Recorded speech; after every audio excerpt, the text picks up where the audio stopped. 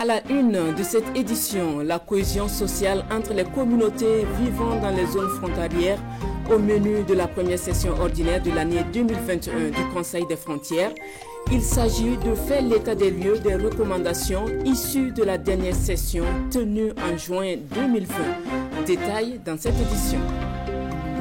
Et dans cette édition, le portrait d'un ancien mineur de la Société de recherche minière du Burkina.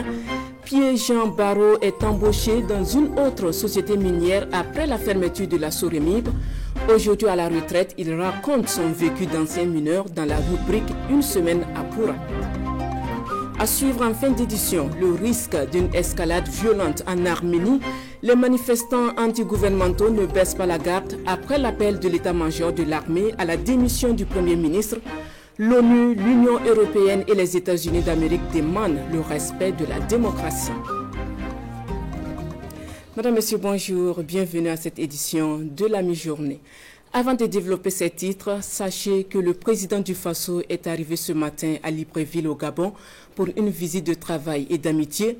Aussitôt arrivé, Roch Kaboré a eu un entretien avec son homologue gabonais Ali Bongo Ondimba. Au cours de son séjour, d'autres rencontres auront lieu afin de passer en revue la coopération bilatérale entre les deux pays. On écoute le chef de l'État au micro de notre envoyé spécial au Gabon, Olopoda.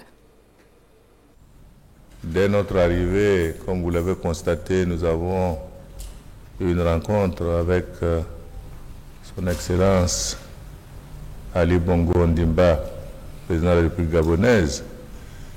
Et nous avons eu l'occasion de faire un tour d'horizon, non seulement des situations sanitaires, des situations en ce qui nous concerne de lutte contre le terrorisme, et autant de situations qui affectent nos différentes économies et nous interpellent sur la nécessité de ne pas penser simplement que la lutte contre le terrorisme est une question sahélienne, mais c'est une question qui évolue comme une gangrène et qu'il était nécessaire que nous puissions renforcer la coopération et l'échange aussi bien entre les pays de l'Afrique de l'Ouest que les pays de l'Afrique centrale.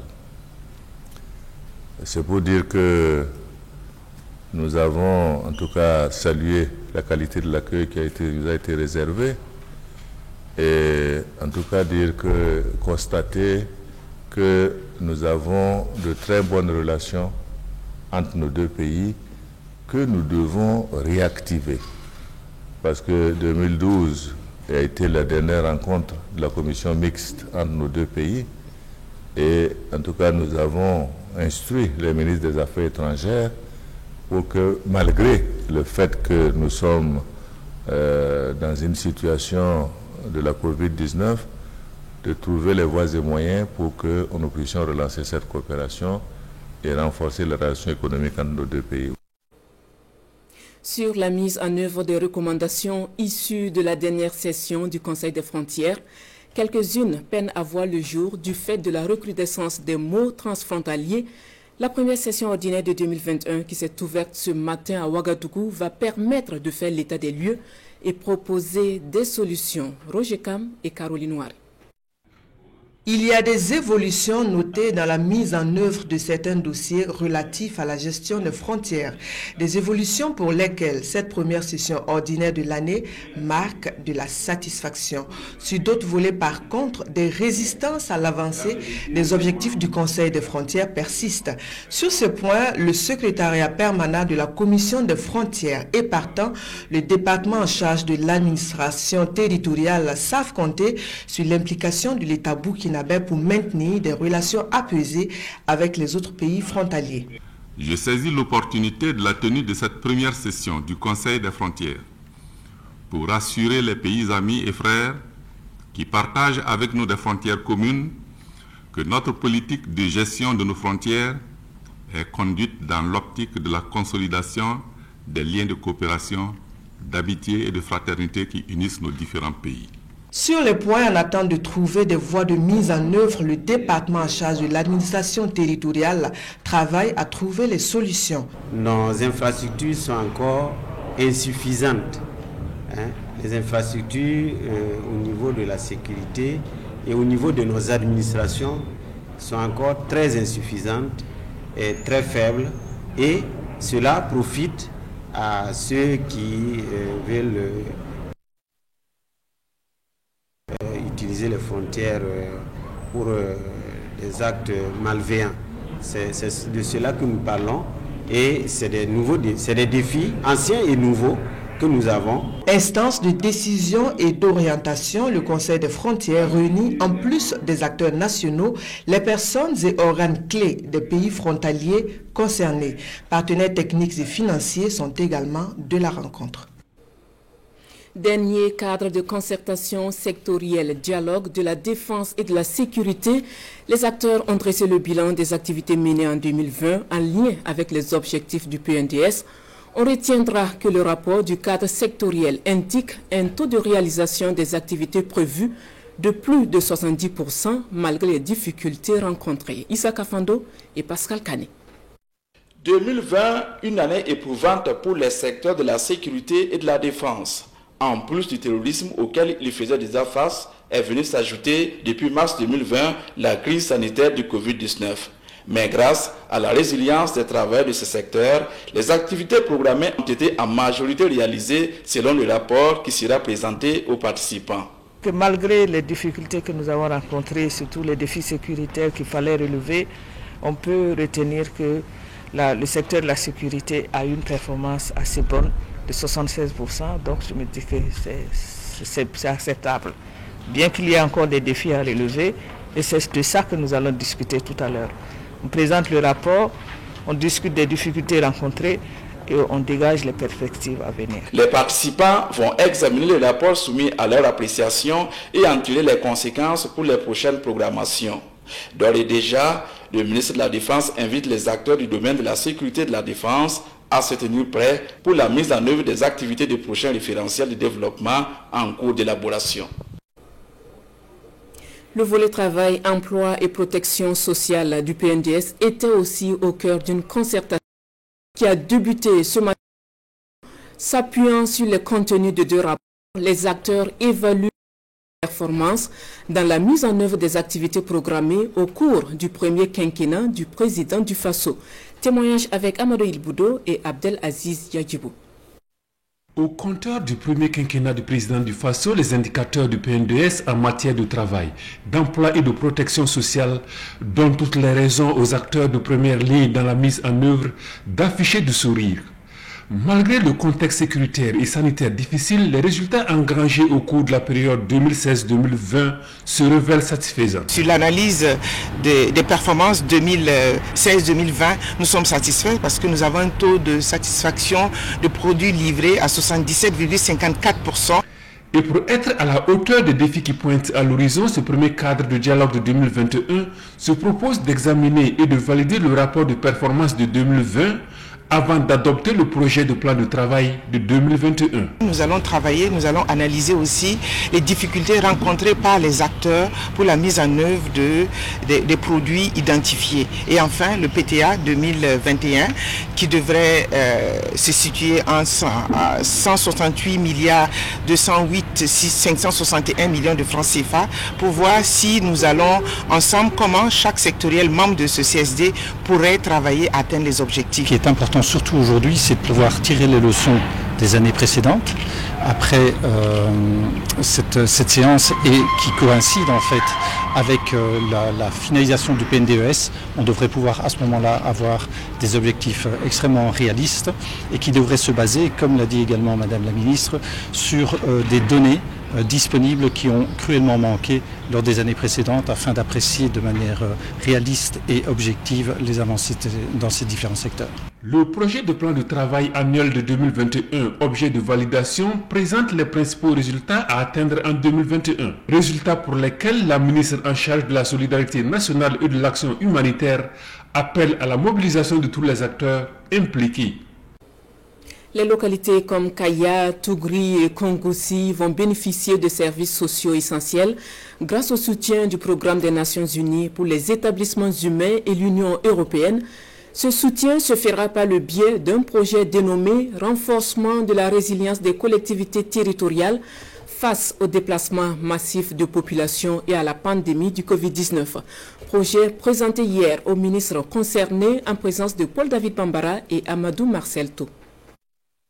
Plus d'1 million de déplacés internes et plus de 2 millions de personnes dépourvues de besoins humanitaires au Burkina en 2021. Face à la situation, le projet de renforcement de la résilience des collectivités au déplacement massif de population et à la pandémie du Covid-19 voit le jour.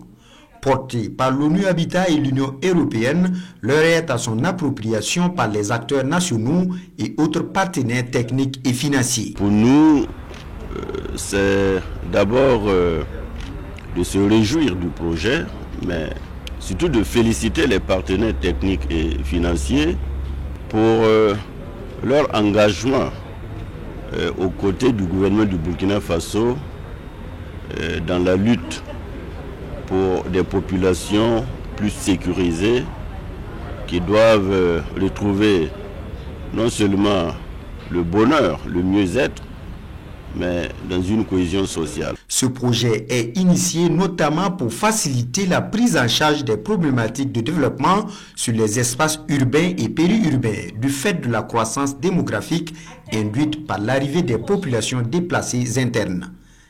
On a demandé d'ailleurs aux participants de pousser la réflexion afin de venir avec les propositions concrètes qui permettront de pallier l'urgence au développement avec la cohésion sociale, vraiment pour que ces leçons puissent informer la manière de préparer les espaces urbains et créer un cadre de vie pour les populations tout en protégeant l'environnement.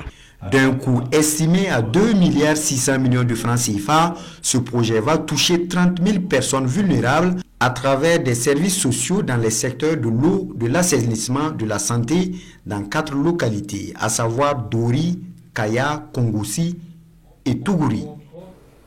L'ambassadeur de France au Burkina a rencontré ce 25 février à Ouagadougou les jeunes entrepreneurs bénéficiaires de l'appui du concours Challenge des 1000. L'ambassadeur s'est informé sur le niveau d'avancement des affaires des bénéficiaires, occasion également pour les jeunes d'échanger avec des douaniers de l'entrepreneuriat burkinabé, César Kafo et Ahadi Sandamba.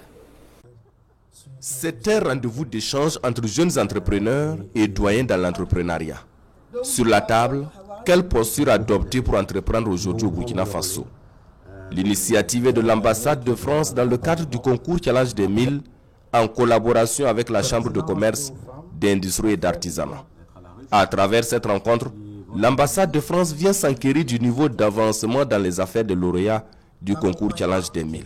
Ce soir, en fait, on prend rendez-vous avec eux pour savoir comment ils vont, quelle est la suite de leur projet, pour travailler de manière un peu plus approfondie avec la CCI, la maison de l'entreprise, et mettre en fait en œuvre tout ce qui existe au niveau du pays. 26 jeunes entrepreneurs prennent part à la rencontre. Une rencontre de témoignages des doyens, mais aussi d'écoute des jeunes entrepreneurs afin de booster l'entrepreneuriat au Burkina Faso.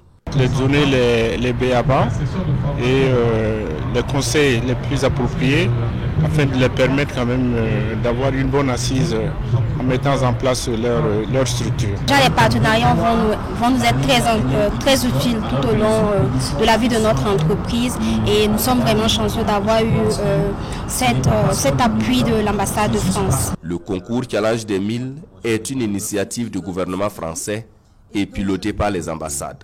Sur une soixantaine de dossiers enregistrés au Burkina Faso, ce sont 26 qui ont été retenus pour être accompagnés. Ils ont bénéficié de formations, de stages et d'une visite en France. Artisans, producteurs de matériaux locaux, constructeurs, architectes et ingénieurs en génie civil sont réunis autour de la problématique des constructions en terre. Et c'est à la faveur de la 5e édition du Forum des acteurs de la construction en terre qui se déroule sous le thème « Habiter et mieux vivre en zone non lotie ». L'ouverture des travaux avec Adam Ankiti et Isia Kanana. Une bâtisse de type nigérien construite en banco, une autre de type bobo érigée entièrement en mode de terre. Des maisons construites en matériaux locaux qui comportent de nombreux avantages. Ils sont économiques, écologiques et résistants au temps. Nous sommes à la 5e édition du FACT Sahel, le forum des acteurs de la construction en terre. Dans l'espace Yomoa, ce qui n'est pas pris en compte aujourd'hui dans le cadre de la construction de nos logements, c'est le matériau local. Or, il y a des potentialités dans ce domaine, il y a un savoir-faire dans ce domaine et il est vraiment important de valoriser ce savoir-faire-là pour mettre à disposition des populations un habitat à bon prix et un habitat confortable. Une initiative portée par l'association YAM Solidarité. C'est un forum qui se veut un cadre de rencontre et de partage d'expériences entre constructeurs.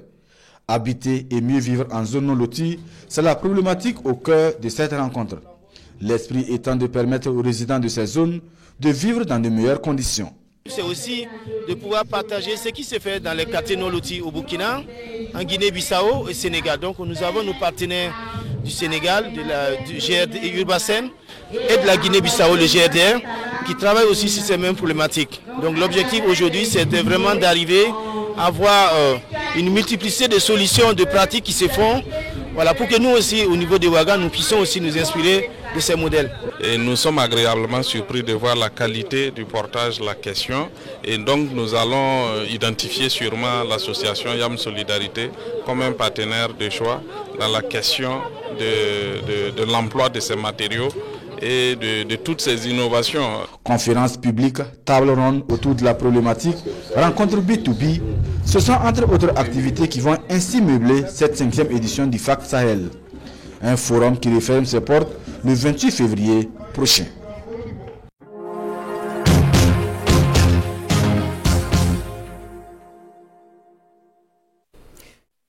Apoura va à la rencontre d'un ancien mineur de la Société de recherche minière du Burkina. Après la fermeture de la Soremib, donc, Pierre-Jean Barrault est embauché dans une autre société minière. Aujourd'hui, à la retraite, il raconte son vécu d'ancien mineur dans ce dossier de Alidou Badini et Sékou Zongo. Pierre-Jean Barrault est un mineur à la retraite résident au secteur 5 de Poura. Il est l'un des ex-travailleurs de la mine d'or industrielle de Poura, la Soremib, la société de recherche minière du Burkina Faso. Alors, âgé de 25 ans, il est engagé comme conducteur d'engin dans la mine souterraine. Le 26 septembre 1983, la concrétisation d'un rêve. Ainsi commence une riche et tumultueuse carrière de mineur. Employé permanent jusqu'en 1988, c'est précisément en septembre de cette année et suite à l'effondrement de l'entrée principale de la mine que commence la descente aux enfers de ce mineur. Ça s'est coïncidé avec la baisse du coût d'or. Donc ça a créé beaucoup de problèmes à la mine. Et qu'est-ce qu'il fallait faire? Qu'il fallait faire un rabais de salaire 20 et 25% sur les travailleurs pour que la direction générale puisse tenir le coup, quoi. Que sinon, si on ne le faisait pas, qu'il y aura 100 personnes qu'on va licencier. Bon, on a accepté. Rabattement salarial de tous les travailleurs de la Soremib et compression du personnel, 313 mineurs sont remerciés, mais Pierre-Jean Barrault est épargné par ces licenciements. Un soulagement de courte durée, quelques mois plus tard, la nouvelle tant redoutée tombe. Il y a eu une décision gouvernementale qui disait que, bon, franchement, il y aura un licenciement collectif. Ça, c'était en 99.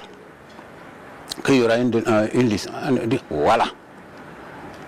On dit voilà. C'est ce que nous, on craignait là. À l'évocation de cette date fatidique restée dans la mémoire de cet ancien mineur, il perd son latin car ce fut le début de la traversée du désert pour ce conducteur d'engin minier. Entre 1999 et 2011, l'ex-employé de la Soremib frappe à toutes les portes, mais rien. Pierre-Jean est chômeur à temps plein. Finalement, il est embauché dans une autre société minière où il fait valoir ses compétences, longtemps resté en sommeil. Je vous assure que cette fermeture a été du désastre à Poura. Parce que tous les travailleurs, non seulement la fermeture a été brusque, la compression a été brusque. Quelqu'un qui était là comme ça, une fin de mois, on dit que non, tu ne travailles plus. Nous tous, on est restés dans ce contexte-là. Un jour, Dieu merci, bon, j'ai appris qu'il y avait des mines qui s'ouvraient partout. Moi, j'ai déposé ma demande et puis on m'a appelé, je suis parti. Après quoi, c'est là-bas que je suis allé terminer le reste de ma carrière. Une carrière de mineur bien remplie, avec à la clé un trou de parcours de plus de 10 ans. Pierre-Jean Barrault est à la retraite depuis le 1er janvier 2016 et mène tranquillement son activité de petit élevage à domicile. À 63 ans, Pierre-Jean Barrault est marié et père de 3 enfants et comme lui, d'autres mineurs de la Solémib attendent toujours de rentrer totalement dans leurs droits de travailleurs licenciés. Hors de chez nous, démocratie en danger en Arménie, le risque d'une escalade violente est élevé. Les manifestants antigouvernementaux ne baissent pas la garde après l'appel de l'état-major de l'armée à la démission du Premier ministre. L'ONU, l'Union européenne et les États-Unis d'Amérique appellent au respect de la démocratie. Les États-Unis, l'ONU, l'Union européenne et même la Turquie et la Russie ne veulent pas d'une escalade violente en Arménie. Toute la nuit, des manifestants antigouvernementaux ont campé sans heurts devant le Parlement à Erevan après l'appel de l'état-major de l'armée à la démission du Premier ministre Nikol Pachinian. Jusqu'ici, et ce depuis le cessez-le-feu avec l'Azerbaïdjan, seule l'opposition réclamait sa tête. Comme les Européens, la diplomatie américaine a demandé à l'armée arménienne de rester neutre. Nous sommes bien sûr conscients des récents développements en Arménie, nous suivons la situation de près. Nous demandons instamment à toutes les parties de faire preuve de retenue et d'éviter toute escalade ou action violente. Nous rappelons à toutes les parties le principe démocratique fondamental selon lequel les forces armées des États ne doivent pas intervenir dans la politique intérieure. Ennemie et voisine d'Erevan, la Turquie a elle aussi dénoncé la tentative de putsch et la Russie a réclamé un règlement de la situation dans le calme. Le secrétariat général des Nations Unies s'est montré inquiet. Ce que nous voyons en Arménie nous préoccupe beaucoup. Il est très important que les deux parties restent calmes. Nous appelons à la retenue. Nous encourageons également un dialogue inclusif pour apaiser les tensions et aborder les différences politiques. Cela doit être fait dans le respect total de la Constitution et du processus démocratique. Après le conflit avec l'Azerbaïdjan, l'essentiel de la région séparatiste arménienne du Haut-Karabakh a survécu. Mais l'Arménie a notamment perdu la ville symbolique de Choucha, ce qui a été vécu comme une humiliation nationale. Aujourd'hui, le principal parti d'opposition Arménie Prospère estime que le Premier ministre Nikol Pachinian a une dernière chance de partir sans pousser le pays vers la guerre civile. La rencontre statutaire annuelle du Conseil supérieur de la magistrature a largement dominé les parutions du jour. La revue de presse porte la signature de Boukari Ouedraogo. À la recherche de la complémentarité entre la justice et les autres pouvoirs, voici comment le quotidien d'État citoyen résume cette rencontre statutaire annuelle du Conseil supérieur de la magistrature. Une rencontre présidée par le chef de l'État, garant de l'indépendance du pouvoir judiciaire, poursuit le journal. Aujourd'hui, Ofaso a mis en relief les propos du président du Conseil supérieur de la magistrature qui stipule que l'année judiciaire passée a été tumultueuse et a vu s'installer la méfiance, la défiance, la belligérance entre les syndicats des magistrats et le ministère de la Justice. Malgré cet état de fait, le président du Faso reste satisfait du travail abattu par les magistrats dans une certaine résilience, a-t-il soutenu dans le journal Le Pays. L'indépendance et la complémentarité avec les autres pouvoirs, voici ce que recherchent les magistrats, poursuit le journal Le Pays. Appel entendu par le président du Faso qui précise que l'indépendance de la justice ne doit pas être comprise comme une césure entre l'appareil judiciaire et les autres institutions. Le quotidien Bobolais, lui, a mis l'accent sur l'occupation du domaine du stade Sangoulé-Lamizana à Bobo-Dioulasso. Et le journal s'interroge comment des opérateurs économiques, des hommes d'affaires, souvent très vigilants et beaucoup regardant sur ce genre de questions, se sont fait gruger. Une autre question aussi sensible abordée par l'observateur, la suspension temporaire de la promotion immobilière. Le journal donne la parole à Roger Nikiema, président de l'association des promoteurs immobiliers qui stipule que si dérive il y a, chacun a sa part de responsabilité.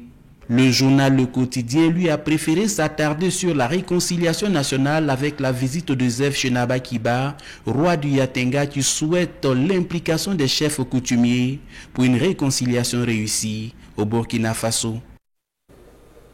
C'est ce qui referme cette édition de la mi-journée. Merci de votre attention. Dans un instant, la version de l'information en langue nationale. Bon après-midi à tous en compagnie des programmes de la RTV.